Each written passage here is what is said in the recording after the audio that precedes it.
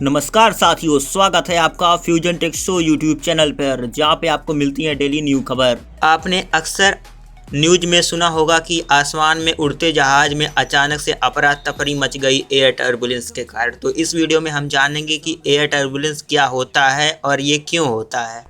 यह कोई भूतिया या रहस्यमय घटना नहीं होती है साथियों, बल्कि इसके पीछे हवा की गति और दबाव का पूरा विज्ञान छुपा हुआ है। आसमान हमें खाली दिखता है, लेकिन असल में वहाँ हवा की तेज, असंतुलित और अदृश्य नदियाँ लगातार बहती रहती हैं।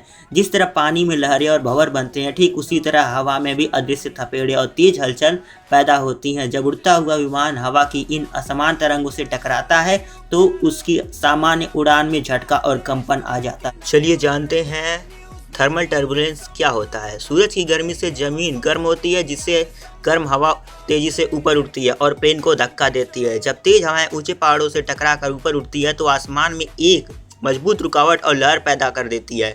तूफानी बादलों के भीतर हवा का दबाव और गति इतनी असमान होती है कि प्लेन कांपने पर मजबूर हो जाता है। आसमान में बहुत तेज गति से बहने वाली हवा की धाराओं को हम तकनीकी भाषा में जेट स्ट्रीम कहते हैं। जब प्लेन दो अलग अलग गति वाली हवाओं की सीमा से गुजरता है तो अचानक तेज झटके का सामना करता है। बिना किसी बादल के बिल्कुल साफ नीले आसमान में अचानक आने वाला टर्बुलेंस सबसे ज़्यादा खतरनाक माना जाता है।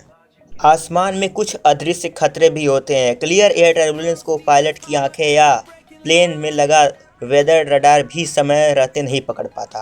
बिना किसी पूर्व चेतावनी के प्लेन सैकड़ों फीट नीचे गिर जाता है, जिससे केबिन के अंदर सब कुछ हिल जाता है। ग्लोबल वार्मिंग के जलवायु परिवर्तन के कारण आसमान में जेट स्ट्रीम अब पहले से कहीं ज़्यादा अनियंत्रित हो चुका है। जब कोई बड़ा प्लेन हवा को चीरते हुए आगे बढ़ता है तो अपने पीछे हवा का शक्तिशाली बवंडर छोड़ देता है। अगर कोई छोटा प्लेन इस अदृश्य बवंडर के दायरे में आ जाता है तो वह बहुत तेज़ी से डगमगाने लगता है। एयर ट्रैफिक कंट्रोलर दो उड़ानों के बीच हमेशा पर्याप्त समय और दूरी का अंतर नियम के तहत बनाए रखते हैं। आइए अब वेदर रडार की तकनीक पर चर्चा करते हैं। आधुनिक जहाज़ों में लगे एडवांस रडार बहुत दूर मौजूद तूफानी बादलों की सटीक पहचान आसानी से कर लेते हैं।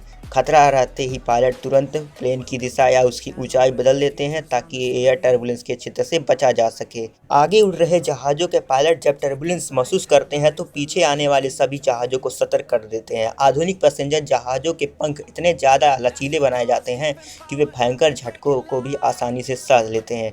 इतिहास और आंकड़े गवाह है साथियों कि सिर्फ टर्बुलेंस की वजह से किसी आधुनिक प्लेन का क्रैश होना असंभव के बराबर है।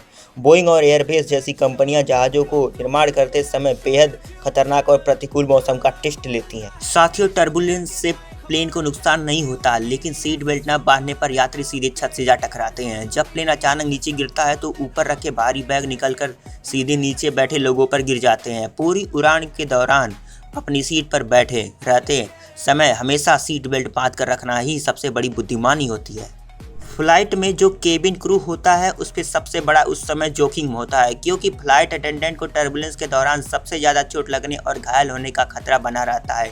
केबिन सर्विस के दौरान भारी ट्रॉली अनियंत्रित होने से प्लेन के अंदर काफ़ी ज़्यादा नुकसान और चोट लग सकती है। आपने मूवीज़ में तो ज़रूर देखा होगा, जब जहाज क्रैश होने वाला होता है तो क्या होता है। जब भी टर्बुलेंस आता है तो चेतावनी लाइट ऑन होने के बाद क्रू मेंबर्स तुरंत अपना काम रोककर अपनी सीट पर सीट बेल्ट बांधकर बैठ जाते हैं। साथियों, वैज्ञानिक आंकड़ों का विश्लेषण देखा जाए तो हालिया रिसर्च से पता चला है कि पिछले कुछ दशकों में गंभीर टर्बुलेंस की घटनाओं में भारी बढ़ोतरी हुई है।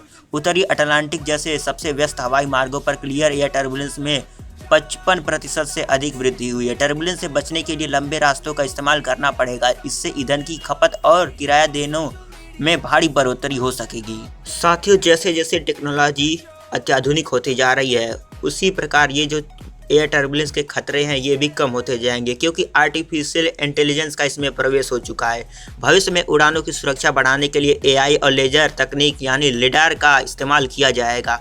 लिडार की मदद से बिल्कुल साफ हवा में छिपी हलचल और झटकों का अंदाज़ा काफ़ी दूर से ही लग जाएगा। इस आधुनिक तकनीक के आने से भविष्य में यात्री बिना किसी डर के बेहद आरामदायक सफ़र तय कर सकेंगे। क्या आपको उड़ान में डर लगता है?